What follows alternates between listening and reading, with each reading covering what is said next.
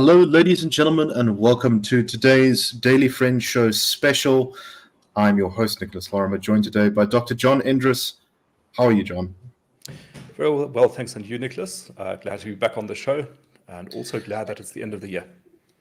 Indeed. I'm hoping for rain, but today we are just going to be going through the sort of the ins and outs of the year that was and what we've got to look forward to. This will be our final show for the year, so I hope that you all enjoy. So, John, let's get straight into it. I think in many ways, South African politics, the most important question for many years has been, what is the ANC doing? How is the ANC? Which direction is the ANC going? What policies is it embracing? And I think we did talk about this in our wrap-up of last year, but what is your sense of how the ANC's fortunes are looking as they head into what will probably be quite a decisive election in 2024 that is sure to shake up things, I think?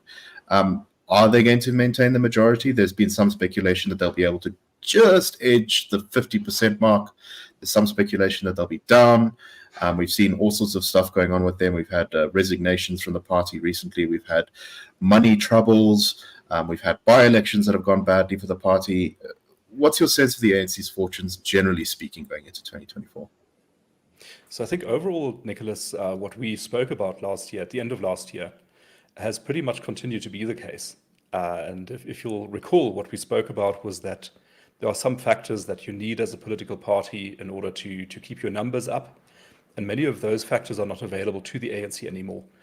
We spoke about the fact that it had run out of ideas. Most of the ideas it was coming up with were old ideas. There wasn't really anything new coming out of the party. We said that it had run out of credibility. So people were less and less inclined to believe what the party said or what it stood for because it was so mired in corruption and scandals. And the party had also run out of money. So we remember during the local government elections, in the run-up to those elections, the party wasn't able to pay staff. And I think since then, its money troubles have probably not really faded. I think they sort of found a few rands here and there in a sofa or somewhere that managed to just ease the pressure a little bit. But overall, I think that the party is still under quite a lot of financial pressure. And we saw stories the past week of Ezulweni, a company that had sold some election posters to the ANC and not been paid, and trying to go after the ANC for its money. In 2019, not just 2021. It was actually a 2019 election deal. That's right. And they produced banners and election posters to the value of a very large sum of money, over 100 million rand, which they weren't paid for. Went to court to try to get. The ANC appealed the judgment ordering them to pay, but the Supreme Court of Appeal also said you've got to pay. You bought the stuff. There was an agreement. You can't really get out of this. And the value of that has ballooned to 150 million rand by now, which is a significant amount. I was trying to get a sense of whether that is a big number in ANC terms or not. And some information put out last week suggests that between 2019 and 2022, over a 4-year period, the ANC spent about 2 billion rand. So that means its annual budget must be around 500 million. And 150 million as a share of 500 million is almost a third. That is a big number. So if they get nailed for that, if they have to pay that, that is going to put a dent in the coffers. Plus, also, there's another thing you can put it in relation to, which is that the ANC has a property portfolio valued at over 300 million rand, which is, of course, very significant. But the debt that is being collected now is half the value of that property portfolio. So it is a bit of a problem for the party. I think there are many ways for it to find the money, but not many ways that are legitimate or that would pass the Party Political Funding Act requirements. And so what may be looming for the party is some embarrassment if it is forced to resort to illegitimate ways of closing that hole, or else a real problem if they can't find a legitimate way of doing it. I think sanction is unlikely, but embarrassment is quite possible. Nick? No, I think there's been a bit of a hope among people who are not fans of the ANC that this is somehow going to be the silver bullet that knocks the party out. But I think that's very unlikely. I think in politics, silver bullets are not a very common phenomenon. Okay, let us move on to our next question. And this is, the ANC is in a fair amount of trouble. But of course, it takes two to tango. And one of the big questions we had going into this year was, what are the opposition parties going to do, sort of broadly speaking? Are they actually going to be in a position where they might be able to take government from the ANC at a national level? I think the question of whether they are going to take government at a number of provincial levels is less controversial, because I think that's very likely at this stage.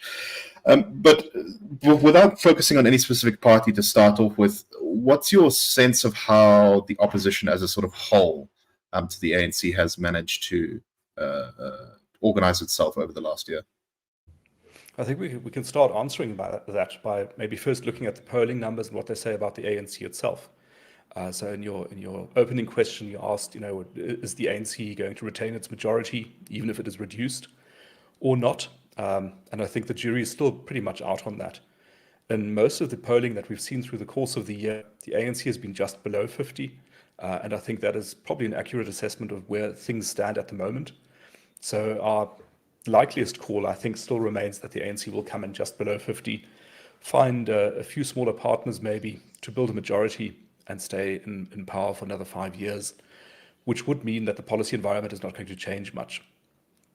We have, however, also had a very bad load shedding year, which has been, devastating really. And it has been amazing that we've not seen more impact on the ANC numbers as a result of that load shedding. And that partly speaks maybe to the inability of the opposition to make hay out of these electricity failures.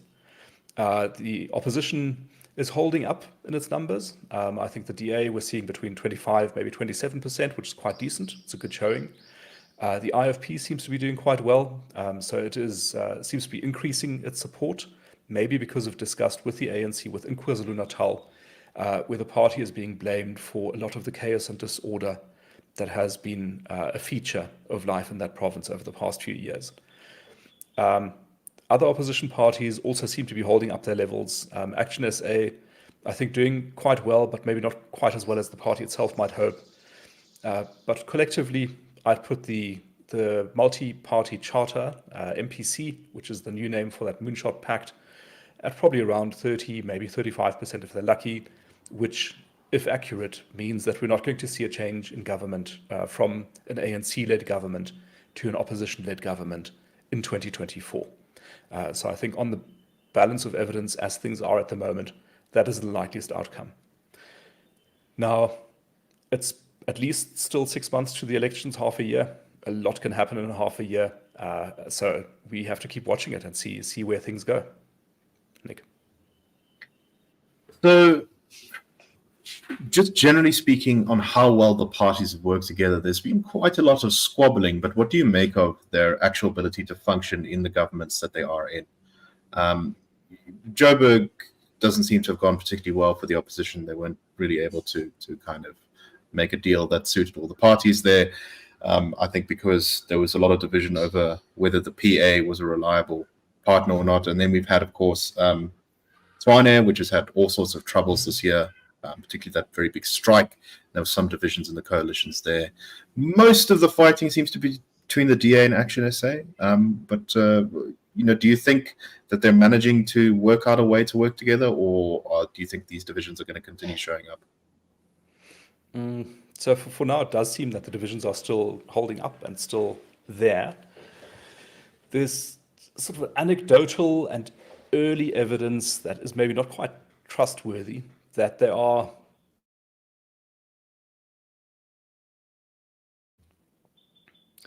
Sorry, I think my connection just dropped there.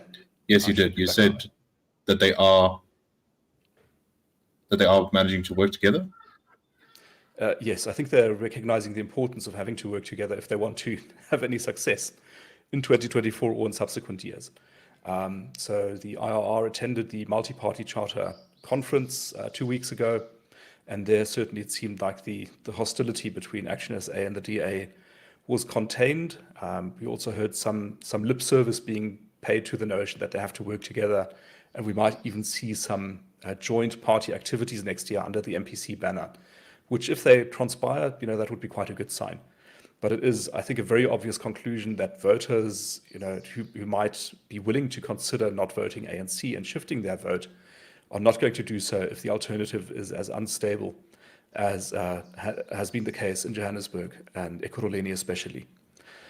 However, I think we must also say that what these parties are doing is something very, very difficult. Even in an international comparison, having a three-party coalition is tough to manage. It's not easy. But if it's 8 parties or more, it becomes exponentially more difficult. And in a sense, the municipal level is a suitable training ground to figure out what works, what doesn't work, make mistakes, and hopefully figure out the right lessons for when you get to provincial or even national level. Nick? Definitely. Okay, let's move on to talking about the not so opposition in the form of the EFF. How do you think they've fared this year? And we'll come to the second part of the second question just now. But first, let's start with that one. How do you think the EFF is doing? There's been some indications, I think, in by-elections that they might be able to capitalize on ANC weakness and eat up a lot of the ANC supporters drawing away. But there's also been evidence that they haven't really been able to do that. And national polls have kind of been all over the place. Some polls, I think one poll put them at 17%, but most polls, including our own, have put them much closer to 10%, which is kind of about where they are now. Yeah, so I think in terms of the polling, the EFF is really hard to read. As you say, the results have been bouncing all over the place, between 10 and 17 or even 18%. It's hard to know what to make of it.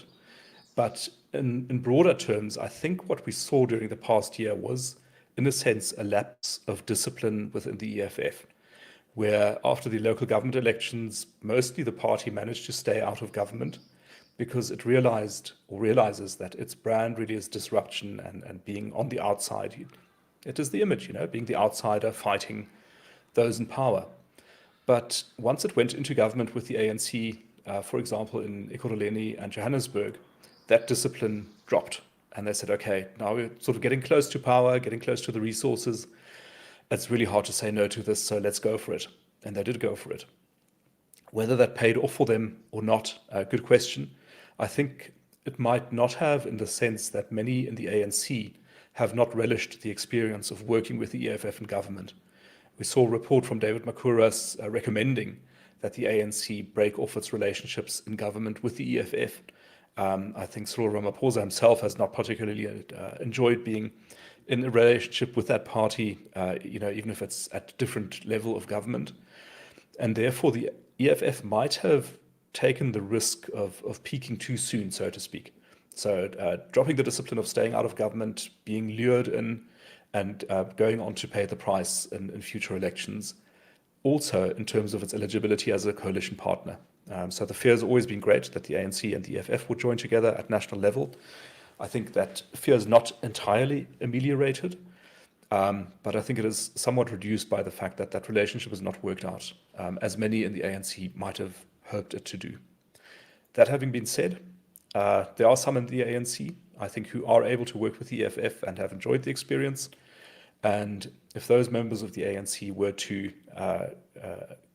come into power within the ANC, to control the ANC, then we might see a much greater likelihood that the ANC and EFF will work together. Nick?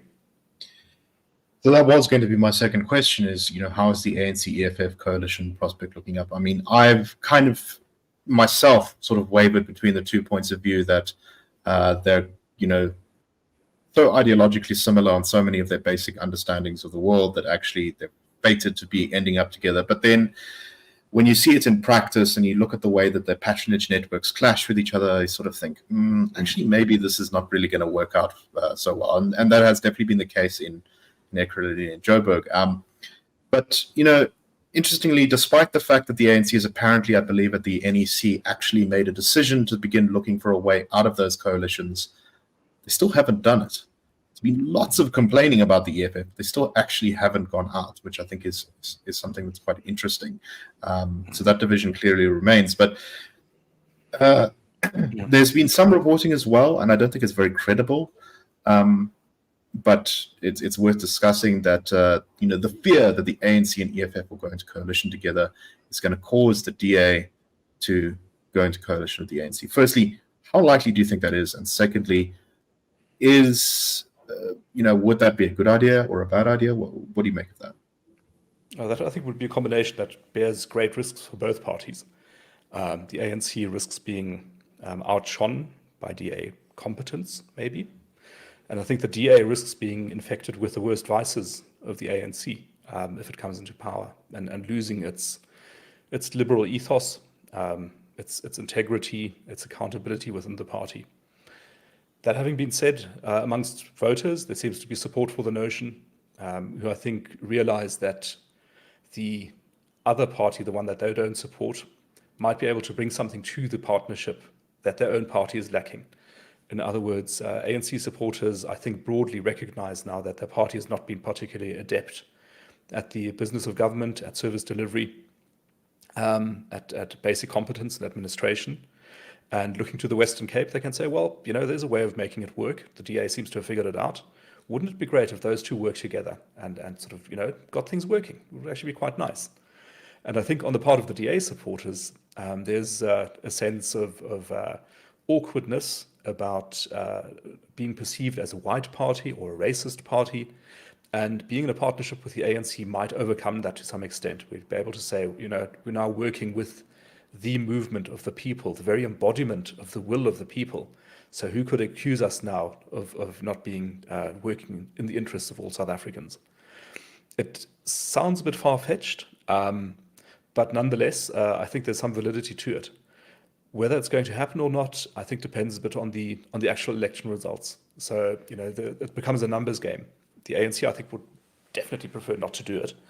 And if they are able to cobble together a coalition with small parties, I think that would be the preferred option. But if they get caught in a squeeze between having to choose the EFF and the DA, and if the people who are opposed to the EFF are in control of the ANC, then maybe that rapprochement and that toenaderung might happen between the ANC and the DA. I just sort of struggle to even imagine how that would work. I think the costs to the DA amongst its core support base if it went into coalition with the ANC would be extremely high, which is one of the reasons why I don't think it's very credible that they are actually very seriously considering this as an option. But go ahead. I would also add to that the expectation would be that the DA would turn around governance in its partnership with the ANC. That is quite a long shot, Yes. Our governance is a pretty far shot. The DA would be the junior partner. So the likeliest outcome is that governance would actually not improve by much, and the DA would be blamed for that.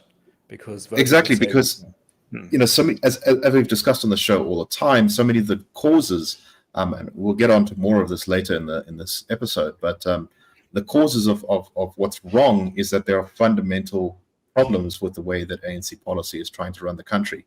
So what, is the ANC suddenly going to give up on BEE? I don't think so. Well, in which case, sort of, how does this work? I mean, the way it works would be that the DA would have to be quite strategically astute, I think, and quite ruthless in the way that it approaches this. It would need to recognize maybe the desperation within the ANC to want to make it work and use that to impose the conditions that it needs to make it work. And say, look, we can't work with you if you've got EWC on your program, if you've got the NHI on your program. Those things need to go, otherwise it's not going to work. So if you're able to negotiate that up front, you've got a chance. Of course, what's the problem in South Africa is you've only got 14 days to do that after the elections. And that's a very short time to negotiate a complex coalition agreement that will stand the test of time. I think it's very much a long shot, that one.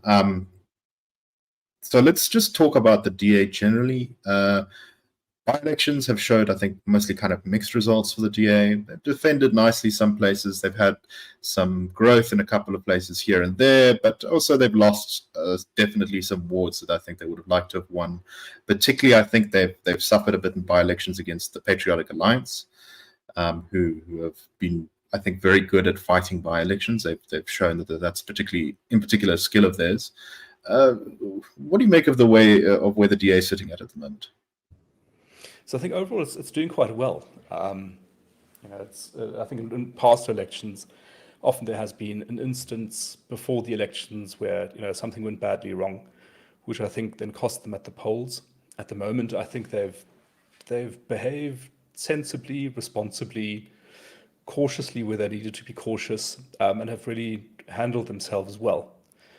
What does concern me a little bit, or what I worry about, is a proposal that's been floating around to find a a parachuted in candidate to lead the MPC charge, somebody who is not white. And this is unfortunately very reminiscent, I think, of the pre-2019 DA. This is a long history of things going wrong for the DAs when they've tried something like this. Yeah, exactly. And I think the problem with this is that voters are not stupid, and I think they perceive this as pandering. The voters won't notice that this person hasn't been a member of the party, doesn't have a history in the party, doesn't share an ideological affinity with the party. But if they're the right skin color, then we'll vote for that party. It's not a great approach, but there seem to be some hopes placed in it.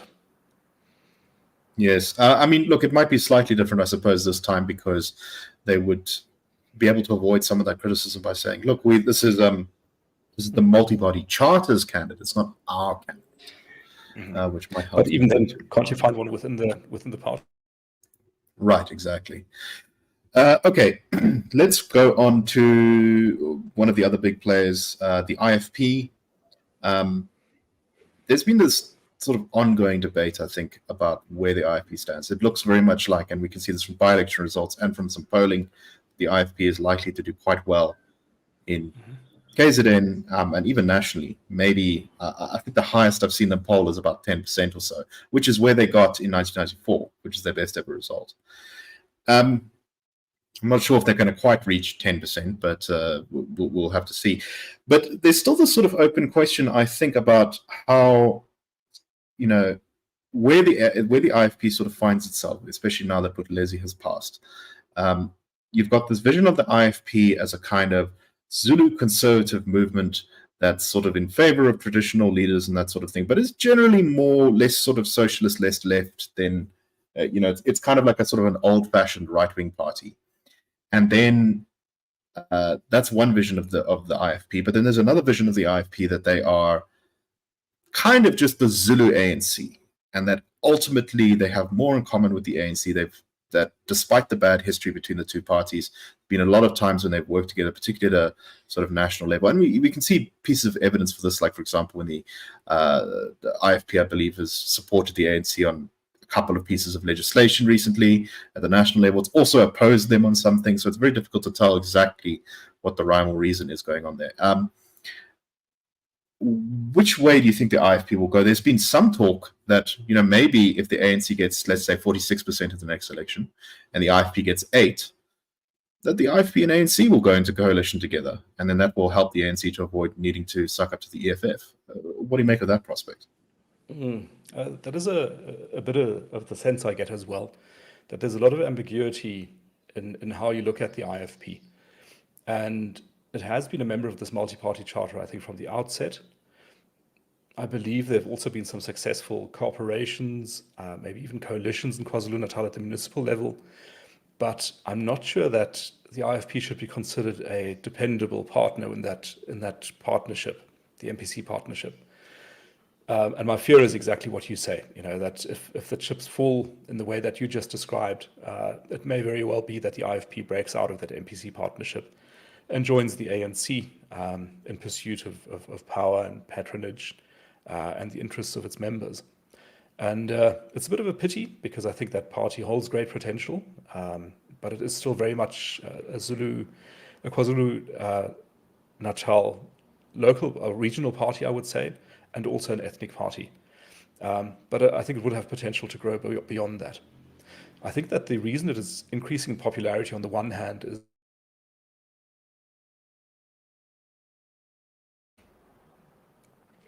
I think it's growing in popularity because of hostility towards the ANC. I think it's benefiting from that.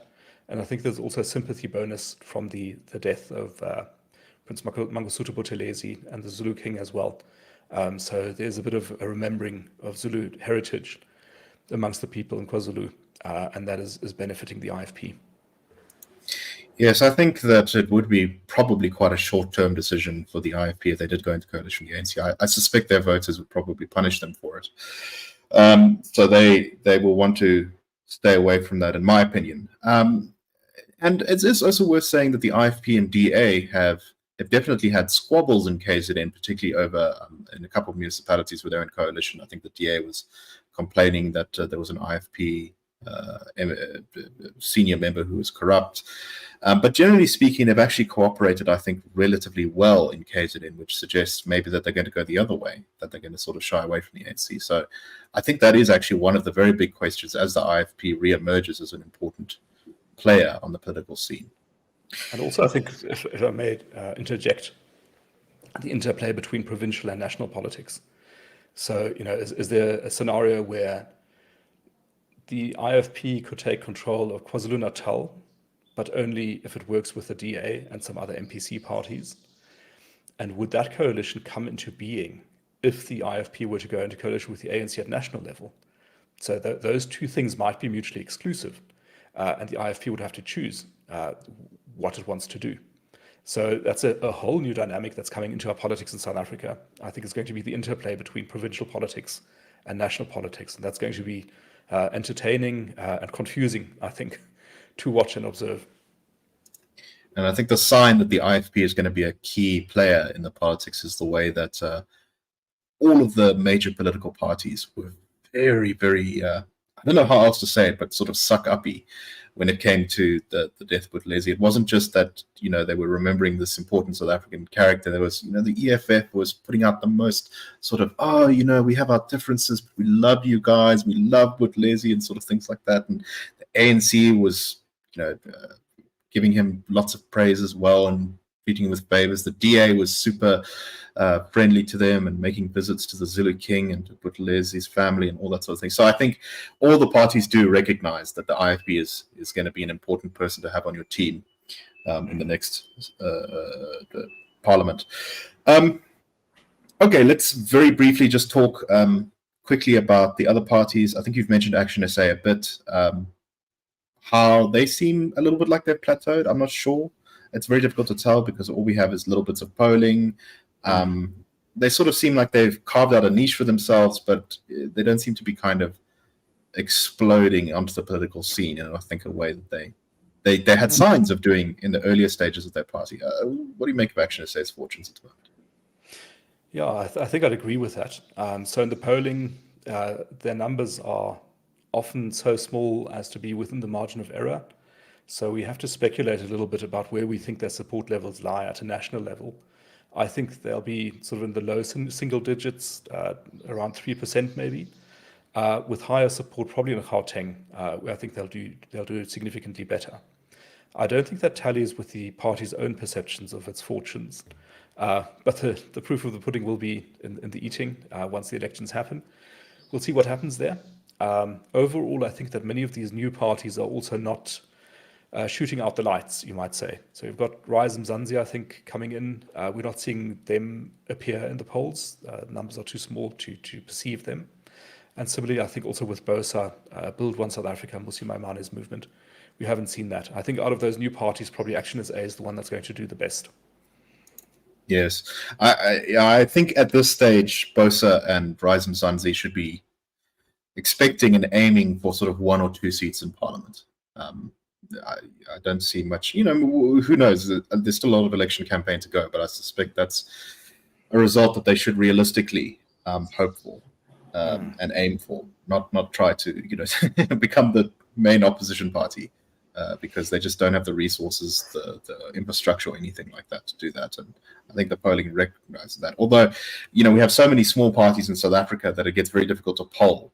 As you say, there's the margin of error, and if the margin of error is, let's say, 3%, how do you poll a party like the Freedom Front Plus? The Freedom Front Plus can double its vote share, and in that margin, and still be sort of in that margin of error, so you can't really tell whether they're growing or not. Okay, so that answers those questions. The last party I think to talk about is the sort of the wildest of wild dogs, in the sense that they are, I think, the most unpredictable for the most part is the Patriotic Alliance. Now, they have kind of angered, I think, pretty much everyone at some point. They have a habit of switching sides, particularly in these, so sort of in a bunch of coalitions with the multi-party charter parties, and then they flipped, and now they seem to mostly, I think everywhere that they're in coalition and government, they are in with the ANC EFF. And do you think, firstly, that is going to come back to bite them, the fact that they've that no one seems to be able to get on with them that well? And secondly, how are they going to fare, particularly in the Western Cape? Are they, do they have any shot of taking the DA out below the 50% level in the Western Cape?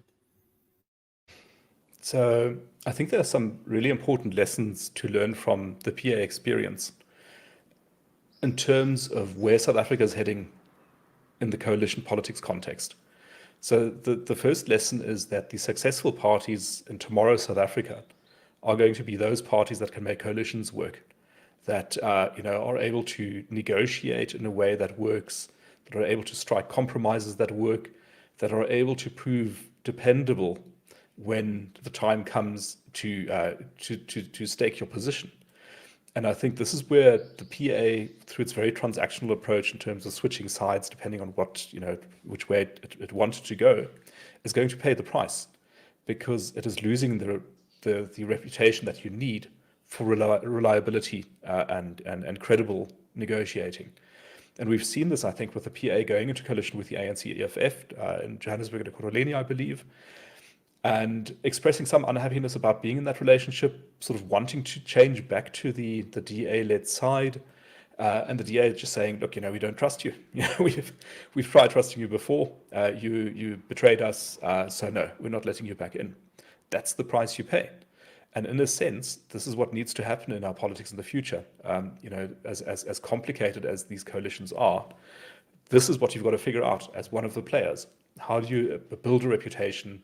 How do you become trustworthy? How do you become recognized for what you can bring to a coalition like this? That's the big picture on the PA.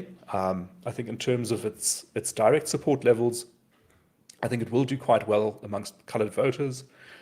In the Western Cape, I have a suspicion that it's going to do better on the national ballot than on the provincial ballot, where I think that many coloured voters in the Western Cape will probably trust the DA to represent its interests better where it matters at the local level.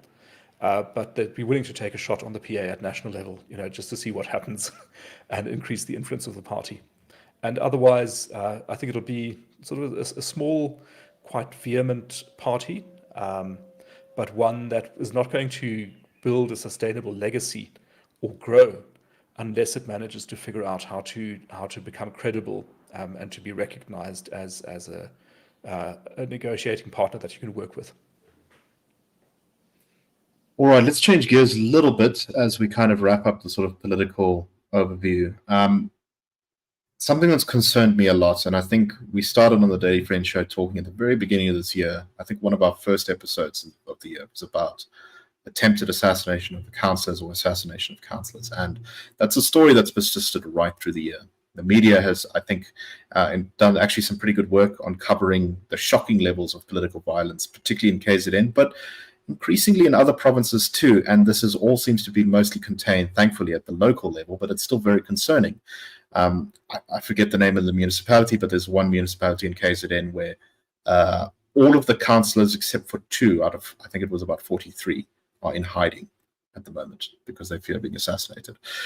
We've recently had the murder, and we're not clear of the circumstances or the motivation yet, of the chief whip of the Democratic Alliance in Mgeni municipality in KZN. There's been murders of councillors in the Western Cape. In fact, there was recently a by-election that the EFF won a stunning victory in, but that was because the previous ANC councillor was murdered.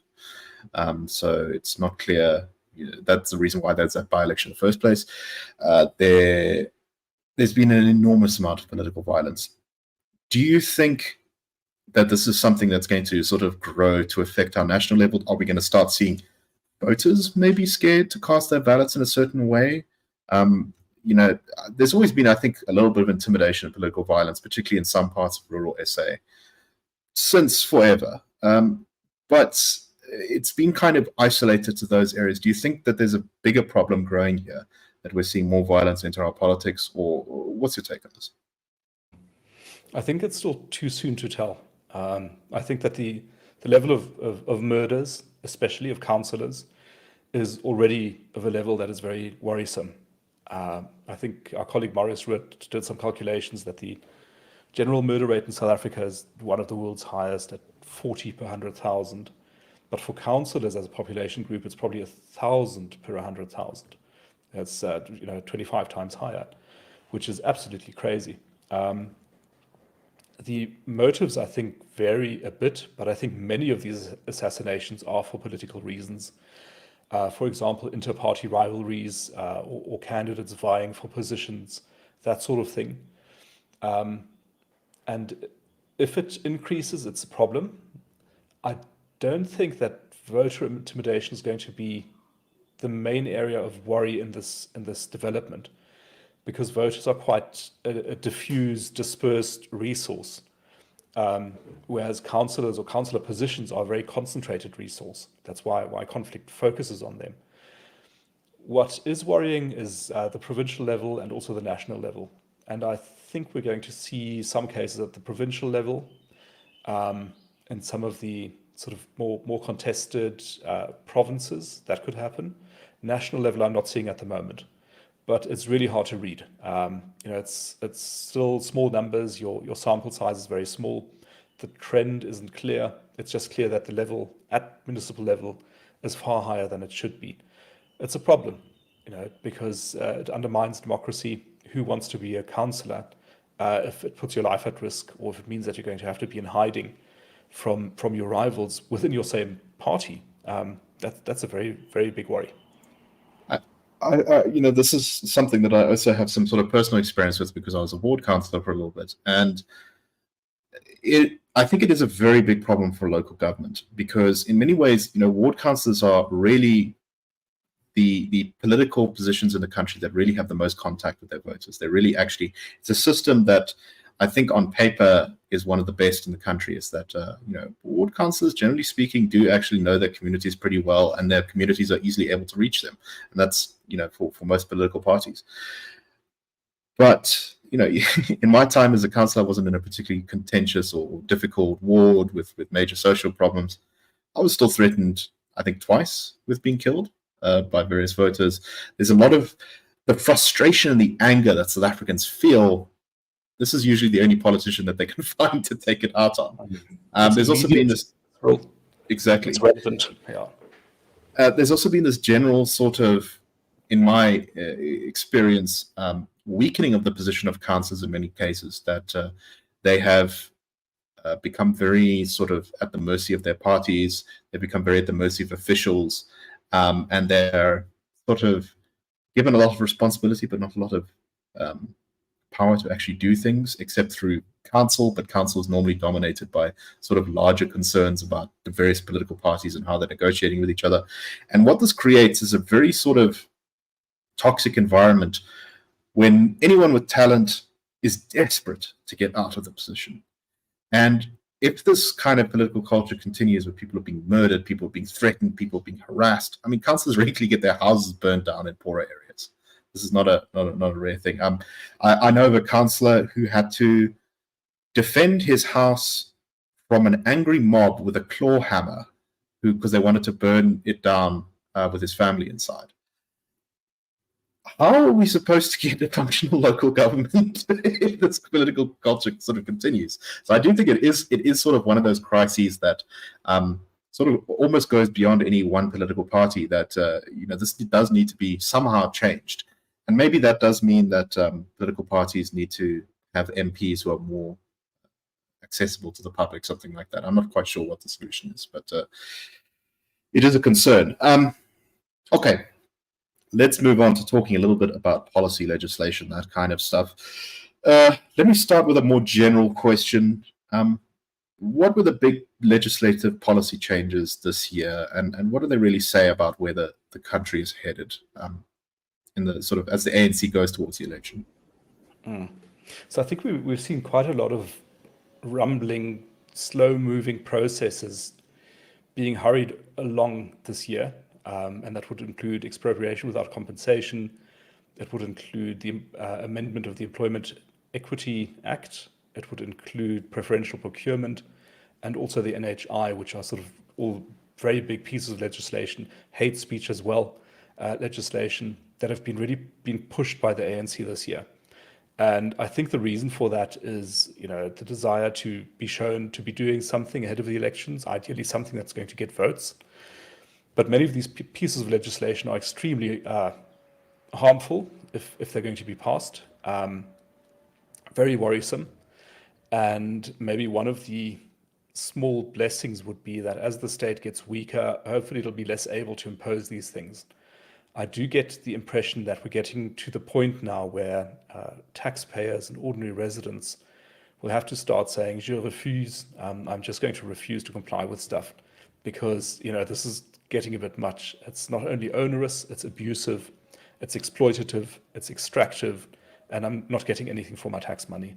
So I think things are heading maybe towards a showdown, a type of conflict. Ratepayers boycotting rates, for example. We saw that happen in Durban this year. I know in Johannesburg, there's lots of rumblings about that as well, just the frustrations being so great. And for the ANC, it's made its call. It's pushing these pieces of legislation. There seems to be very little, I think, reasoning about whether this is a good thing to do or not. This is the cards they are playing. It could backfire on them potentially if it breaks down the revenue mechanism. But that is a bit of a long shot. SARS still works quite well, but it's rather hard to escape its clutches.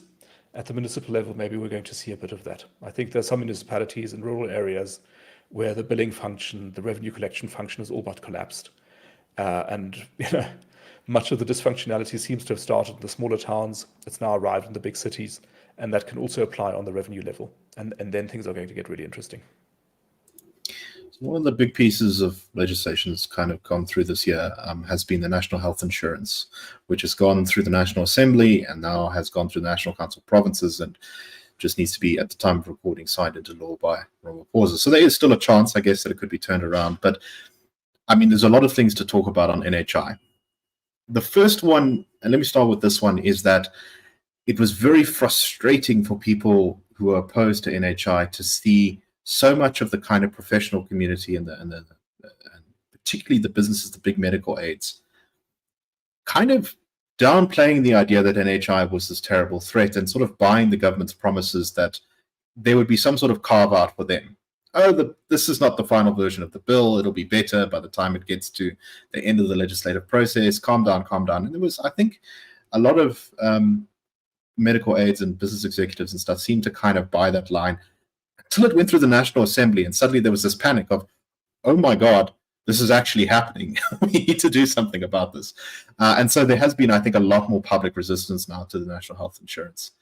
So firstly, I mean, do you have any thoughts on that? Do you think I'm correct in my assessment of how that fight has gone? Absolutely.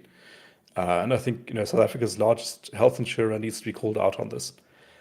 Discovery, I think, has really not covered itself in glory in its commenting its position on the national health insurance.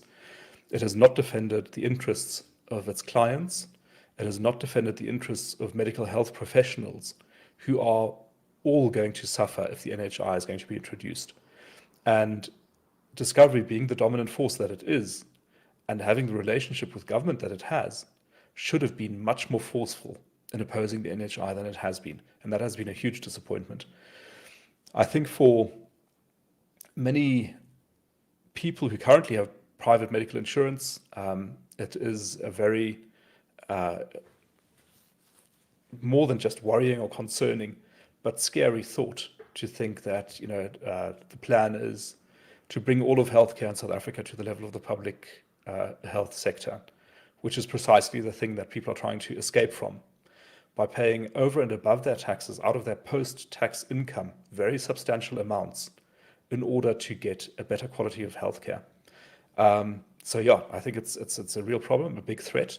Can it be stopped? I think there is a chance, but it is getting late in the day. My hope is that once Ramaphosa has signed it into law, that there will be some significant legal challenges to the NHI to which I would hope the IR also joins in an amicus role to present its arguments. The IR has been opposing the NHI vociferously over a number of years now, and written incredible amounts of opinion pieces, submissions, letters to influential people, reminding them that this is not the way to do healthcare at a national level. There are much better solutions available than what the NHI proposes to do. Definitely.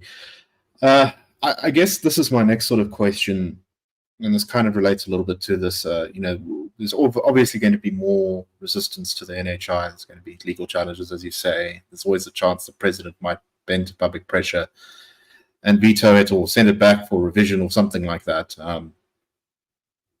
But many critics have pointed out the sort of impossibility of even implementing this system, because of its costs, because of the fact that it's sort of many hospitals don't meet its standards that it sets, all sorts of stuff like that. Let's say it goes through to law. Let's say it manages to fend off the legal challenges. Are we going to see sort of a sudden, shift into NHI? I'm not really sure on this point. There's this kind of, I guess there's this hope among some people that it's so sort of impossible and badly thought out of an idea that it'll kind of be half sort of implemented slowly over time and mostly just used as an election gimmick by the ANC. Do you think that's just sort of rosy glasses on this, or what's your take on that? So I think the assessment that it's going to be phased in over a long time is accurate. It's not going to be an overnight thing, but I think it's a mistake to be relaxed about it for that reason. I also think it's a mistake to think that just because there isn't enough money, it's not going to be done. Because if you can't scale the money to the size of the requirement, you can scale down the requirements to the money available. So you can introduce an NHI, which will be absolutely shockingly bad, really, really terrible system, because there's not enough money and because it's a bad idea overall. But that's not a reason not to do it if the reason you're pursuing it is ideological, because what you want to do is to hand out freebies effectively, no matter what the cost. Effectively, you're buying votes with the health of ordinary South Africans. You're spending the health of ordinary South Africans in order to buy votes, and it's an absolutely dastardly act and an immoral thing to do on the part of the government. Definitely, and of course, in many ways, the most tragic thing is I think that it ultimately probably won't even buy that many votes because it's not going to make, even for the poorest South Africans, healthcare any better. As people have pointed out, it's just going to be this massive pot of money that the temptation to, shall we say, skim a lot off the top will be quite high. It's going to be an unbelievable looting spree, but indeed, on an inconceivable level. But the thing is, I think in order to get votes, all you have to be able to do is say that you're doing it. You don't actually have to do it, especially ahead of an election. Just say no, from 2034, all healthcare will be free. That sort of might be enough if you're showing progress towards that goal. Of course, what always frustrates me about that line of argument is that, we already do have free healthcare in South Africa for the most effectively free healthcare. The problem is it's just bad. Yeah, and also, where it does work, it actually works very well. So, from what you hear from the public hospitals and clinics in the Western Cape, in some rural areas in the Free State, it works surprisingly well. You just need to manage it properly and not steal so much money. Then it's not a bad system. So it's really a bad idea. So I don't know if there's any other pieces of legislation you want to talk about. We still have some of the threats to property rights through the expropriation bill lurking out there. That hasn't gone away. The public procurement system is still a complete sort of mess, and the government has been advancing that further into, I think, the wrong direction. We've also had the Electoral Amendment Act, which we've criticized as having quite a few problems, but it seems to sort of there's been, I think, a tiny improvement made to it, and it looks like at this point it's kind of too late to avoid that being the way that we go through the next election. I don't know if you have thoughts on any of those very quickly before we sort of move on. Yeah, I think preferential procurement is a good one to speak about, and the reason for that is that it seems a bit dry, academic, public finance related. It's the government doing government things, Do you really need to worry about it? But yes, you do.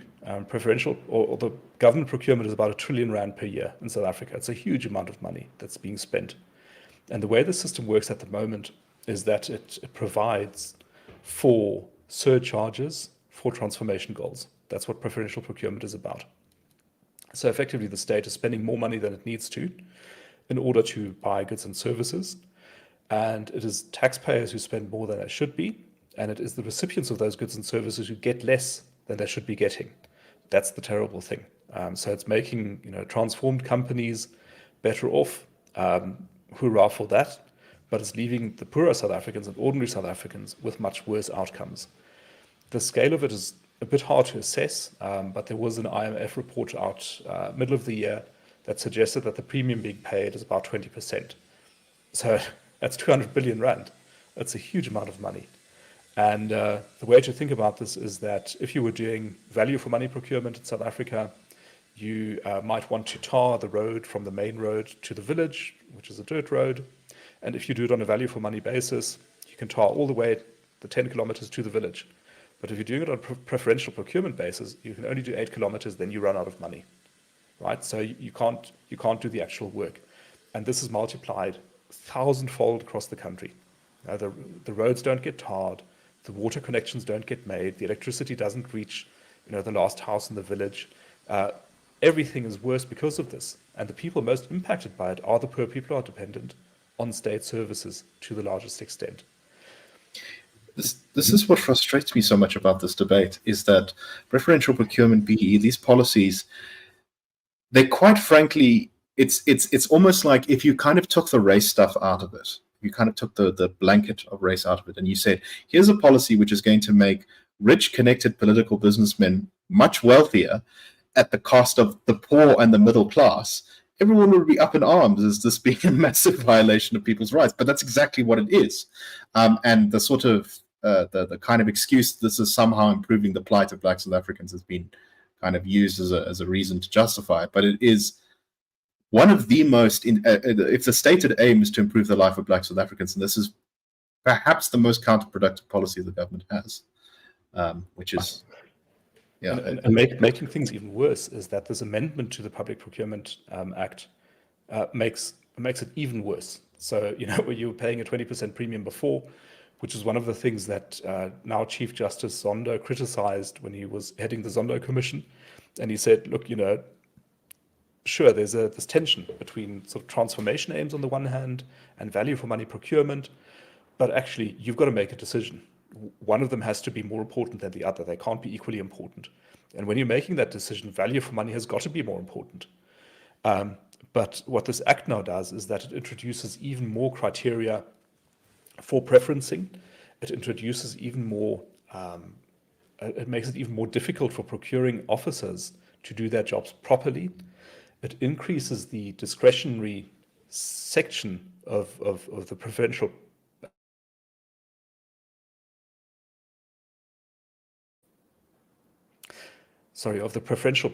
premium from 10 to 20 points or percent to up to 40%.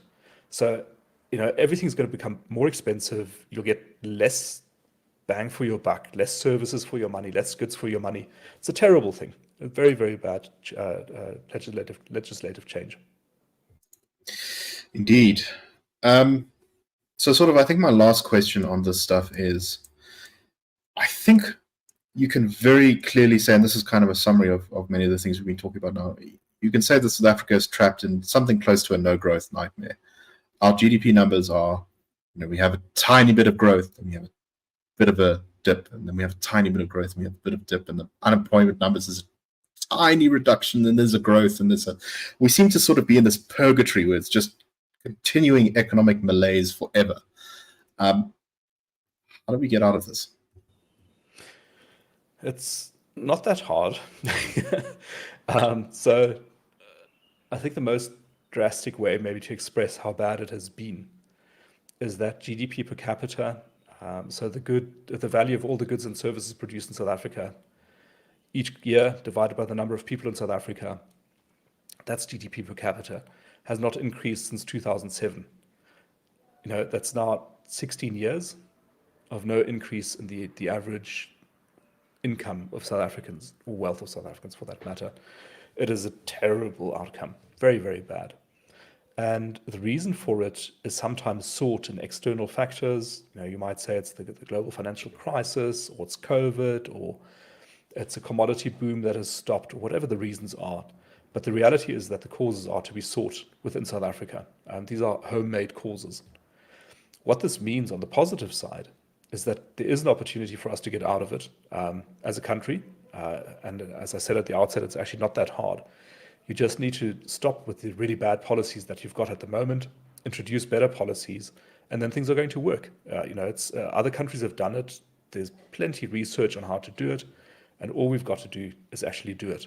And it's going to be a big part of the IRR's work next year to put the focus squarely on the question of growth, because that is, the one inexcusable failing of the government. It's one that it can't really explain away with excuses. It has to own up to the fact that it has not produced growth since 2007 on a per capita basis.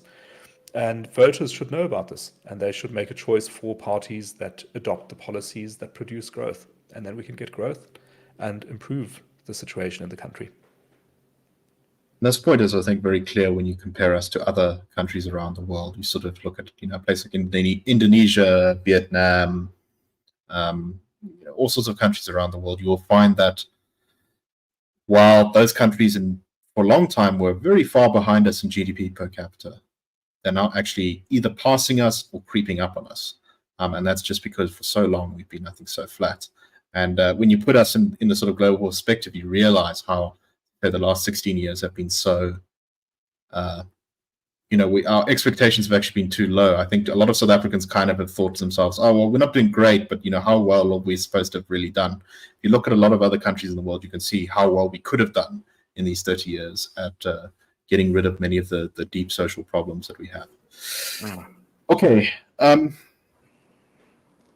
I don't know how easy a question this is to answer, but if you were to identify a single person for the year who you thought added positively to the country in some way or did important things, who would you say it is? I know it can be a little bit difficult sometimes to sort of peer through all the muck, because in South Africa, I think we're blessed with many complex personalities who are both good and bad. But who would you say, in your opinion, did something noteworthy and positive? So this is a tough question, but I think what I might do is suggest that the trio of DA mayors deserve this title of Person of the Year for good. Because I think Jordan Halluis in Cape Town has been doing a really outstanding job building on the base that he built over the past few years, building it out further, constructing a really strong profile and great performance in Cape Town and attracting investment, putting together an investment plan that I think outstrips probably that of Johannesburg, Durban, and Ekurhuleni put together. So really, really impressive, doing very well. Then we have Cilliers Brink in Tshwane, Pretoria, I think also doing a really good job. And Jordan Halluis and Cilliers Brink, I think, have something in common, which is that they had to face a challenge, each of them this year, where they had to stare down a very determined opponent. In the case of Cape Town, it was the taxis that were protesting about their taxis being impounded for violations. That stare down was won by Jordan Halluis. He didn't back down in the face of intimidation and threats. And Cilliers Brink did the same thing at Tshwane during a municipal workers' strike. The third mayor in the group is Chris Papas in Umgeni in KwaZulu-Natal, who's done, I think, achieved a lot since he took office end of 2021, and is now running as the KwaZulu-Natal premier candidate for the DA. And again, in his very distinctive way, quite different from the two others, I think is creating a profile, a persona, and is building on proper strengths. So these three, I think, did really well. And all things being equal, they should go far. I think that's something I pretty much concur with. And it also kind of speaks to the opposite of what I was saying earlier about local government having talent chased out of it. I think they kind of have bucked that trend. I think that is a real trend, but I think they have done pretty well. Although, in the case, I think, of Cilliers, he's still got a lot of hills to climb before he can truly claim to have made some of the sort of successes that the DA has in Cape Town. All right. Now the sort of reverse question. Do you think that there has been a particularly malevolent figure for South Africa in the past year who you think has really not done a great job, or fumbled a great opportunity, or maybe just kind of generally made things a little bit worse for the country? I think for this honor, I would nominate the president of our country, Cyril Ramaphosa, who's been, I think, very adept at getting the media and the business community to eat out of his hand at the beginning of his term, and has continued to play this role of assuaging concerns, appeasing his opponents, while at the same time pushing ahead with this really devastating legislative agenda that we were speaking about just now. NHI, EWC, employment equity, preferential procurement. It's a whole raft of policies that will be extremely harmful to South Africa's prospects in the years ahead if they get passed and enacted into law. So I think he's the prime candidate. Yeah, I'd put him right up there at number one. I definitely agree with that, particularly because he has had so much opportunity to change things over the last couple of years. He still, despite his big drop in popularity, remains the most popular politician in South Africa, although now it's not by very much. Whereas at once upon a time he was far and ahead. He had this commanding control of the ANC. He had all these things going for him, and he has just whittled them away and continued to whittle them away, and in many cases advanced things that even Zuma actually hadn't managed to get through in his time as leader of the ANC. So I agree with you completely on that one. Okay, I think that's pretty much it for today. We hope that you found this show interesting. This is our last show for the year. We will be back in the middle of January next year with the Daily Friend Show. If you do enjoy our content, please share these videos, like them, subscribe to them on YouTube. If you're listening on the audio apps, please do give us a good review, and we really appreciate that. And thank you very much, everyone, for watching. We'll see you next year. Have a wonderful end of year.